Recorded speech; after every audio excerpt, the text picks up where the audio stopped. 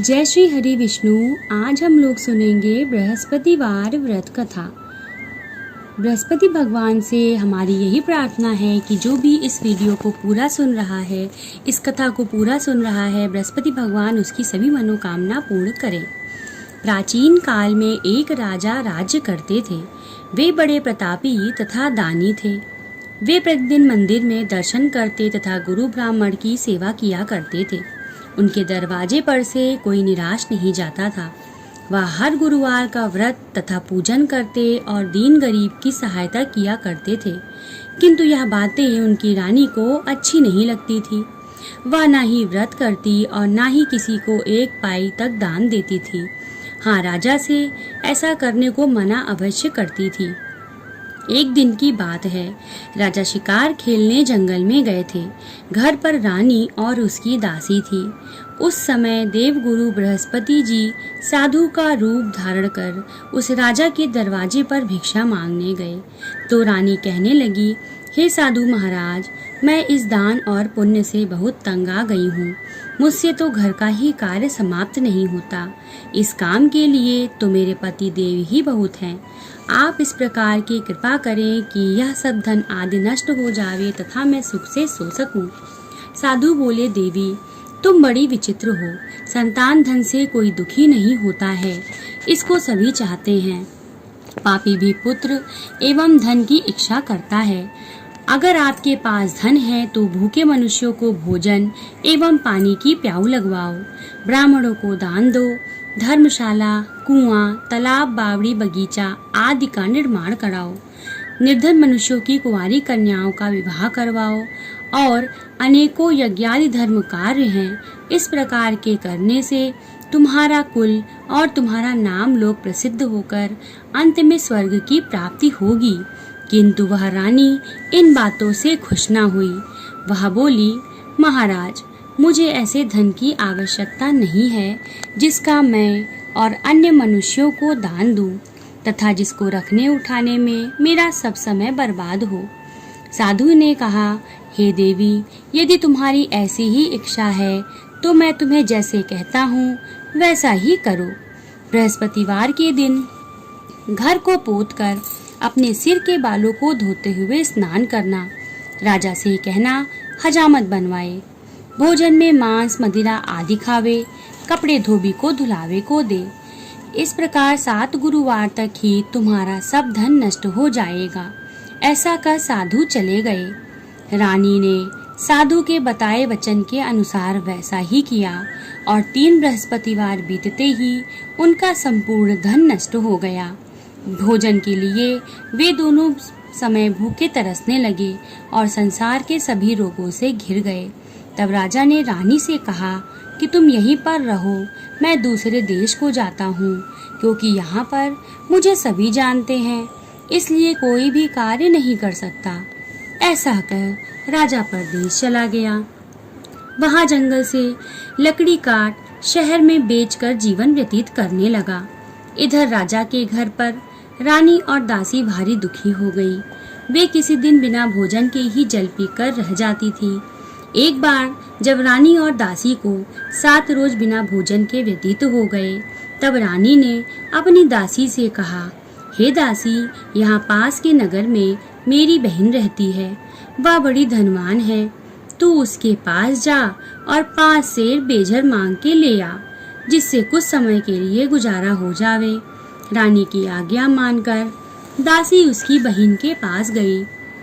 रानी की बहन उस समय पूजा कर रही थी। उस रोज बृहस्पतिवार का दिन था।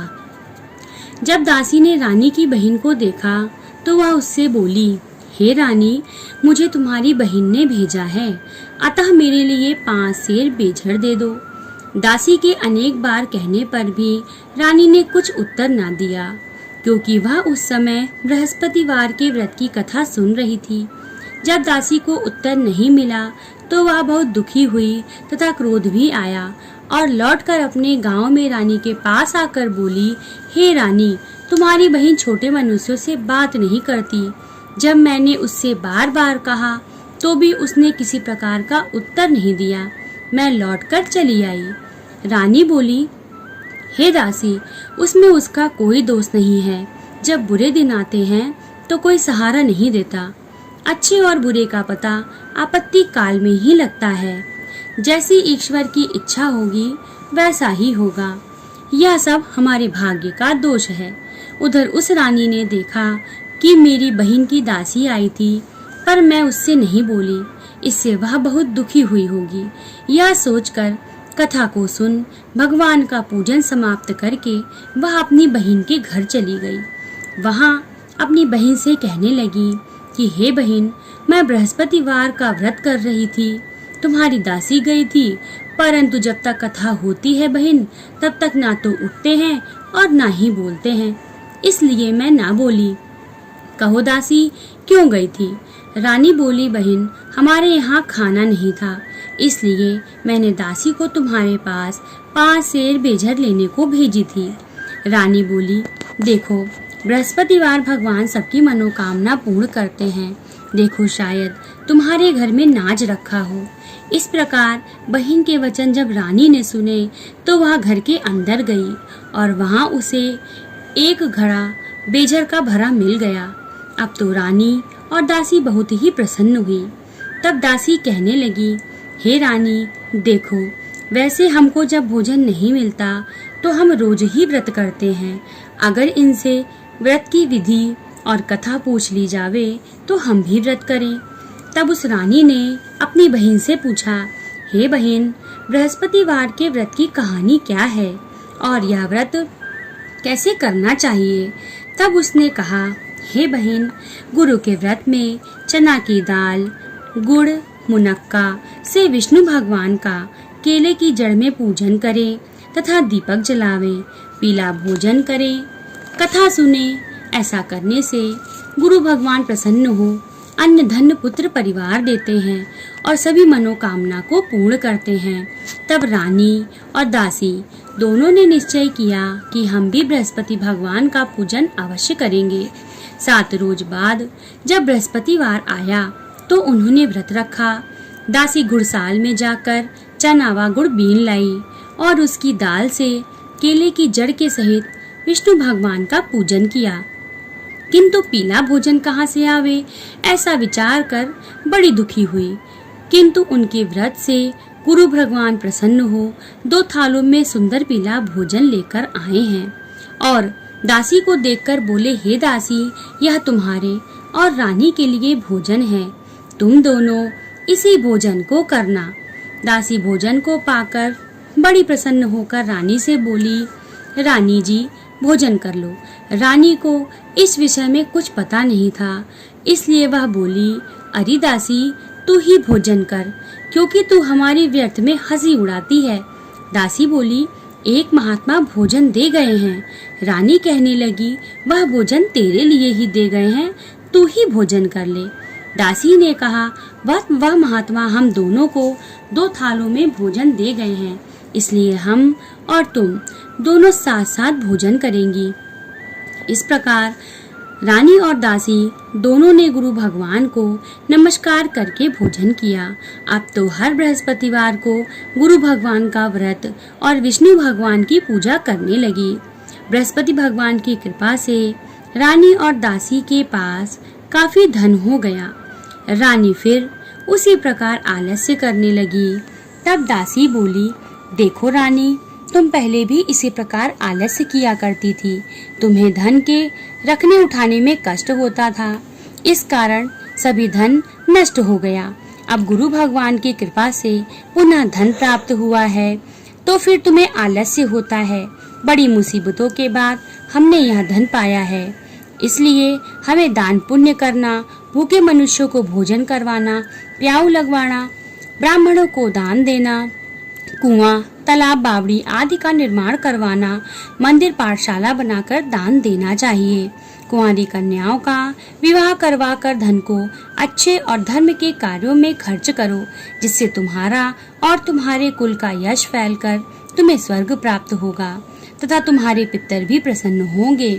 रानी ने इस प्रकार के सभी कार्य करने आरंभ कर दिए, जिससे उसका काफी यश फैलने लगा।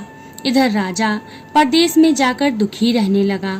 प्रतिदिन जंगल से लकड़ी बीन कर लाता और उन्हें शहर में बेचकर अपने दुखी जीवन को बड़ी कठिनाई से व्यतीत करता था। एक दिन राजा दुखी होकर अपनी पुरानी बातों को याद करके रोने लगा। तब उस जंगल में से बृहस्पति देव एक साधु का रूप धारण कर आए और राजा के पास आकर बोले, हे लकड़हारे, तुम इस सुनसान जंगल में किस चिंता में बैठे हो, मुझको बतलाओ। यह सुनकर राजा नेत्रों में पानी भर लाया और साधु की वंदना करके बोला, हे प्रभु, आप सब कुछ जानने वाले हो। इतना कह साधु को अपनी संपूर्ण कथा बतला दी। महात्मा स्वभाव से ही दयालु होते हैं। वे बोले, हे राजा, तुम्हारी स्त्री ने बृहस्पति देव का अपराध किया था, जिस कारण तुम्हारी यह दशा हुई। तुम अब किसी प्रकार की चिंता मत करो, भगवान तुम्हें पहले से अधिक धनवान करेंगे। देखो, तुम्हारी स्त्री ने गुरुवार का व्रत आरंभ कर दिया है और तुम मेरा कहा मानकर बृहस्पतिवार को व्रत करके चना की दाल और गुड़ जल के लोटे में डालकर केले का पूजन कर कथा सुनो। भगवान तुम्हारी सब मनोकामनाओं को पूर्ण करेंगे। साधु को प्रसन्न देखकर राजा बोले, हे प्रभु, मुझे लकड़ी बेचकर इतना पैसा नहीं मिलता जिससे भोजन करने के उपरांत मैं कुछ बचा सकूं। मैंने रात्रि के स्वप्न में अपनी रानी को व्याकुल देखा है। मेरे पास कुछ भी नहीं है जिससे मैं उसकी खबर मंगा सकूं, और फिर मैं कौन सी कथा सुनूं, यह मुझको कुछ भी मालूम नहीं है। साधु ने कहा, हे राजा, तुम किसी बात की चिंता मत करो। बृहस्पतिवार के दिन रोजाना की तरह लकड़ियां लेकर शहर जाओ।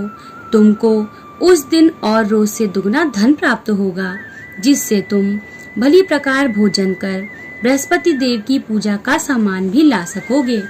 बृहस्पतिवार की कथा इस प्रकार से है। प्राचीन काल में एक बहुत ही निर्धन ब्राह्मण था। उसके कोई भी संतान नहीं थी। उसकी स्त्री बहुत ही मलिनता के साथ रहती थी।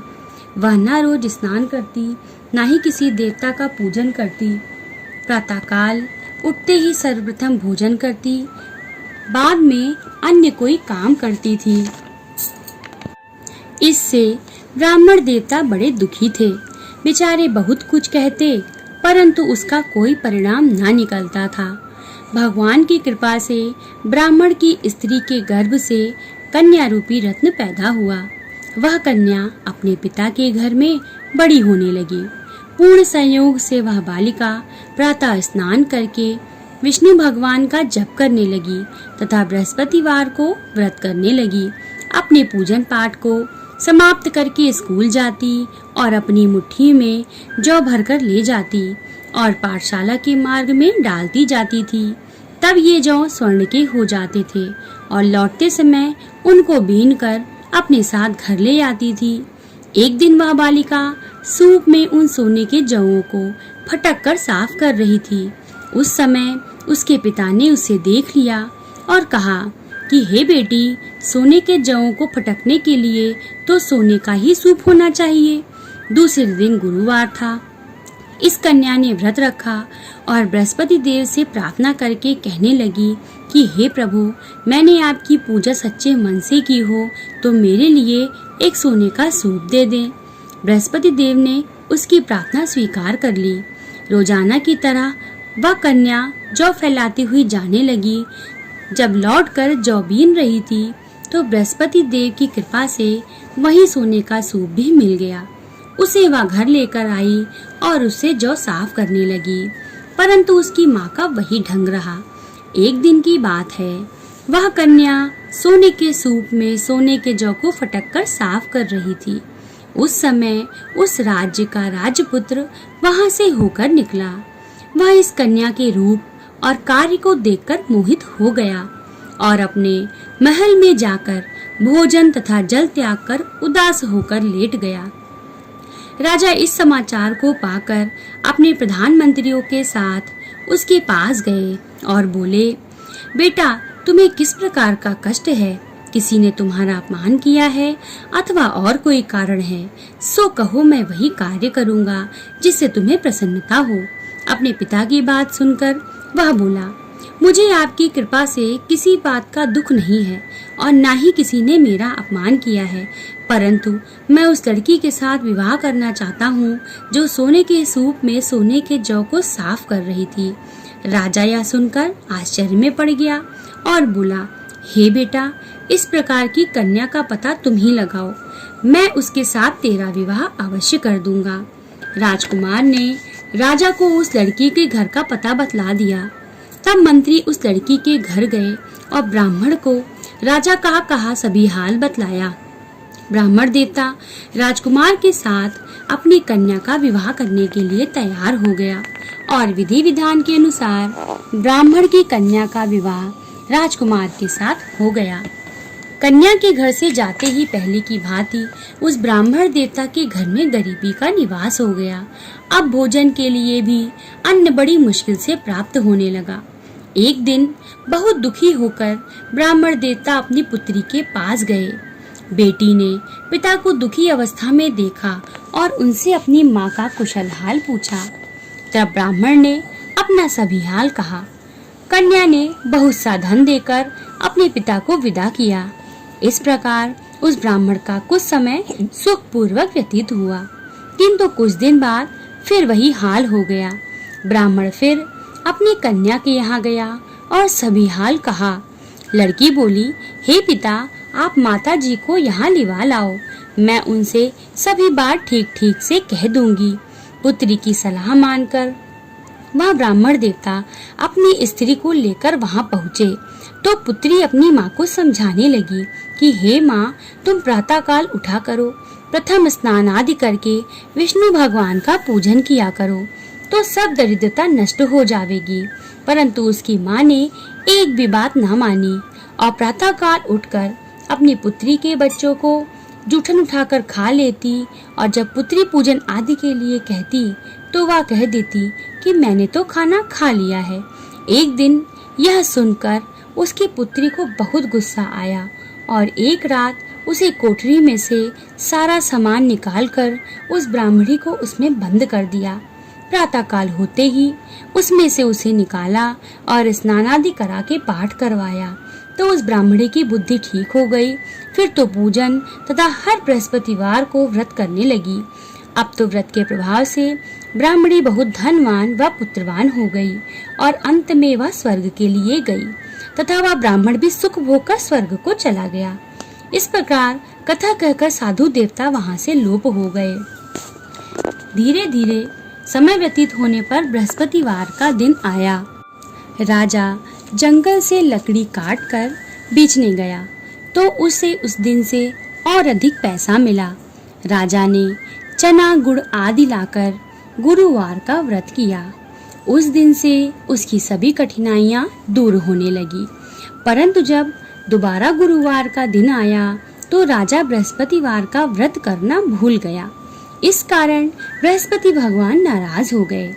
संयोग से तभी उस नगर के राजा ने विशाल यज्ञ का आयोजन किया तथा शहर में यह घोषणा करा दी कि कोई भी मनुष्य अपने घर में भोजन न बनावे, ना ही अग्नि जलावे, सभी जनता मेरे यहाँ भोजन करने आवे।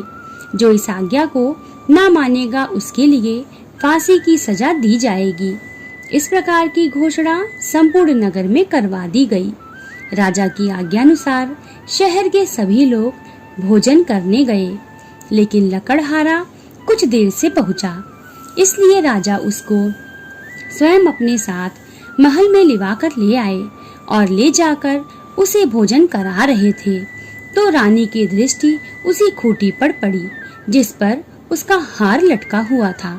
वह वहां नहीं दिखाई दिया। रानी ने निश्चय किया कि मेरा हार इसी मनुष्य ने चुराया है। उसी समय पुलिस को बुलाकर उसको जेल खाने में डलवा दिया। जब लकड़हारा जेल खाने में पड़ गया तो वह बड़ा दुखी होकर विचार करने लगा कि ना जाने किस पूर्व जन्म के कर्म से मेरे लिए यह दुख प्राप्त हुआ है, और उसी साधु को याद करने लगा जो जंगल में मिला था।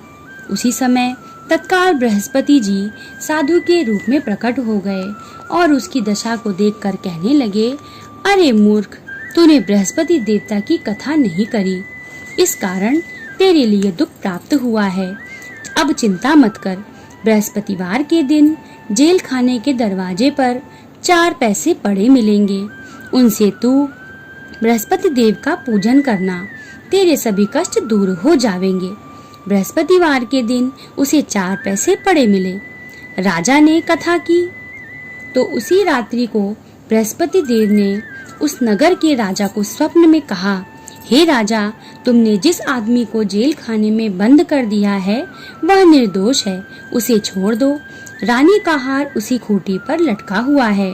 अगर तू उसे नहीं छोड़ेगा तो मैं तेरा राज नष्ट कर दूंगा।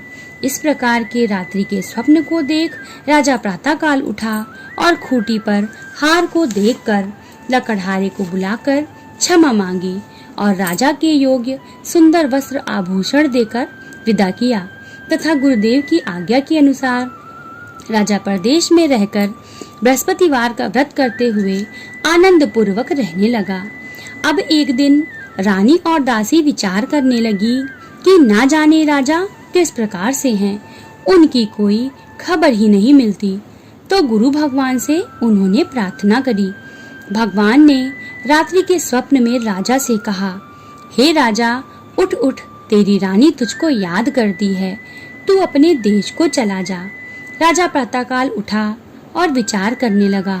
स्त्री जाति खाने और पहनने की संगीन होती है, पर भगवान की आज्ञा मानकर वह अपने नगर के लिए चल दिया।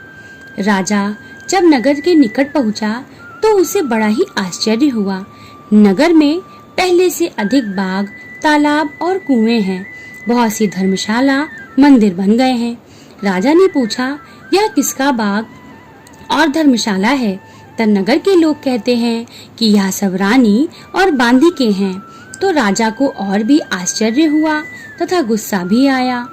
जब रानी ने यह खबर सुनी कि राजा आ रहे हैं तो उसने बांदी से कहा, हे दासी, देख राजा हमको कितनी बुरी हालत में छोड़ गए थे, कहीं हमारी ऐसी हालत को देखकर लौट न जाएं, इसलिए तू दरवाजे पर खड़ी हो जा।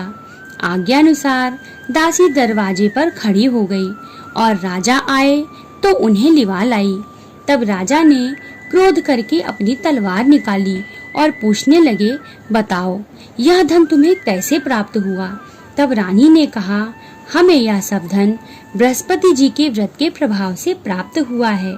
यह सुन राजा ने निश्चय किया कि 7 रोज बाद तो सभी बृहस्पति देव का पूजन करते हैं, परंतु मैं अब रोजाना दिन में 3 बार कथा करूंगा और रोज व्रत किया करूंगा। अब हर समय राजा के दुपट्टे में चने की दाल बंधी रहती और दिन में 3 बार कथा कहता। एक दिन राजा ने विचार किया, चलो अपनी बहन के यहाँ हो आवे। इस प्रकार निश्चय कर राजा घोड़े पर सवार होकर अपनी बहन के यहाँ चलने लगा। मार्ग में उसने देखा कि कुछ आदमी मुर्दे को लिए जा रहे हैं। राजा उनसे कहने लगा, अरे भैया, मेरी बृहस्पतिवार की कथा सुन लो। वे बोले, लो, हमारा तो आदमी मर गया है, इसे अपनी कथा की पड़ी है। परंतु कुछ आदमी बोले, अच्छा कहो, हम तुम्हारी कथा सुनेंगे। राजा ने दाल निकाली और जब कथा आधी होने पे आई तो मुर्दा हिलने लगा और जब कथा समाप्त होने पर आई तो वह मुर्दा राम राम कहते हुए खड़ा हो गया। आगे मार्ग में एक किसान खेत में हल चलाता मिला। राजा ने उसे देखा और उससे बोला, भैया, तुम मेरी बृहस्पतिवार की कथा सुन लो। किसान बोला, जब तक मैं तेरी कथा सुनूंगा तब तक 4 हरैया जोत लूंगा, चल जा यहाँ से। राजा आगे चलने लगा। राजा के हटते ही बैल पछाड़ खाकर गिर गए और उसके पेट में जोर का दर्द होने लगा। उस समय उसकी माँ रोटी लेकर आई। उसने यह देखा तो अपने पुत्र से सब हाल पूछा और उसके बेटे ने सब हाल कह दिया। बुढ़िया दौड़ी दौड़ी उस घुड़सवार राजा के पास गई और बोली, मैं आपकी कथा सुनूंगी, तुम कहो तथा मेरे खेत पर चलकर कहो। राजा ने बुढ़िया के खेत पर कहानी कही, जिससे वे बैल उठकर खड़े हो गए और किसान के पेट का दर्द भी बंद हो गया। राजा अपनी बहन के घर कुशल पूर्वक पहुंच गया। बहन ने भाई की खूब मेहमानी की। दूसरे दिन प्रातःकाल राजा ने अपनी बहन से कहा, कि ऐसा कोई मनुष्य है जिसने भोजन ना किया हो, वह मेरे बृहस्पतिवार की कथा सुन ले। बहन बोली, भैया यह देश ऐसा ही है, सर्वप्रथम यहाँ सभी लोग भोजन करते हैं, अगर कोई पड़ोस में हो तो देखाऊं। ऐसा कह वह देखने गई, लेकिन कोई भी व्यक्ति बिना भोजन किए नहीं मिला। केवल एक कुम्हार का लड़का मिला, जिसका लड़का बीमार था। उसके यहाँ 3 रोज से किसी ने भोजन नहीं किया था। रानी ने अपने भाई की कथा सुनने के लिए कुम्हार से कहा। वह तैयार हो गया। राजा ने वहां जाकर बृहस्पतिवार की कथा कही, जिसे सुनकर कुम्हार का लड़का ठीक हो गया। अब तो राजा की प्रशंसा होने लगी। एक दिन राजा ने अपनी बहन से कहा, हे बहन, हम घर के लिए जाएंगे, तुम भी तैयार हो जाओ। यह बात बहन ने अपनी सास से कही। सास बोली, तेरे भाई के संतान नहीं है, अतः तू जाना, बिना बच्चों के जाना। बहन ने भैया से यह सब बातें कह दी। राजा बोला, जब कोई बालक नहीं चलेगा तो तुम ही चलकर क्या करोगी। बड़े दुखी मन से राजा अपने नगर को लौटा और रानी से कहा, हम संतानहीन हैं, हमारा मुख दिखाने का धर्म नहीं है और कुछ भोजन आदि नहीं किया। रानी बोली, हे प्रभु, बृहस्पति देव ने हमें सब कुछ दिया है, वे हमें संतान अवश्य देंगे। उसी रात्रि को बृहस्पति देव ने राजा से स्वप्न में कहा, हे राजा, उठ, सभी सोच त्याग दे, तेरी रानी के गर्भ है। राजा को बड़ी खुशी हुई। 9वें महीने में उसके पुत्र पैदा हुआ। यह समाचार सुनकर बहन बहुत खुश हुई तथा बधाई लेकर अपने भाई के यहाँ आई। तब रानी ने कहा, बुलाने पर नहीं आई, बिना बुलाए आई। नंद बोली, भाभी, मैं इस प्रकार से ना कहती तो तुम्हें संतान कैसे प्राप्त होती। बृहस्पति देव ऐसे ही हैं, जैसे जिसके मन में कामनाएं होती हैं वे सभी को पूर्ण करते हैं। जो भावना से प्रेम पूर्वक बृहस्पति भगवान का व्रत करता है, उनकी कथा सुनता अथवा सुनाता है, बृहस्पति देव उनकी सभी मनोकामनाएं पूर्ण करते हैं। बोलो श्री बृहस्पति भगवान की जय। अब हम लोग बृहस्पति भगवान की आरती करेंगे। जय जय बृहस्पति देवा, स्वामी जय बृहस्पति देवा, भक्त जनन के संकट दूर करो देवा। जय जय बृहस्पति देवा, पीत वस्त्र पीतांबर, मुख चंदन राजे, स्वामी मुख चंदन राजे, पीत पुष्प अरु पीत फल, सम्मुख धर राखे। ओम जय बृहस्पति देवा, धूप दीप नैवेद्य भक्ति से अर्पण है तुमको, स्वामी अर्पण है तुमको, और कछु नहीं मोह पे अर्पण करूँ तुमको। जय जय बृहस्पति देवा, मैं मूर्ख अज्ञानी जानू नहीं पूजा तेरी, स्वामी जानू नहीं पूजा तेरी, जो कोई त्रुटि रही प्रभु क्षमा करो मेरी। जय जय बृहस्पति देवा, शरण पड़ा चरणों में, निर्धन दास तेरा, स्वामी निर्धन दास तेरा, और कछु नहीं चाहूं बस उद्धार करो मेरा। जय जय बृहस्पति देवा, बृहस्पति जी की आरती जो कोई जन गावे, स्वामी जो कोई जन गावे, दुख दारिद्र दलन हो, सुख संपत्ति पावे। जय जय बृहस्पति देवा, मोह पतित दीन पर प्रभु जी अब कृपा कीजिए।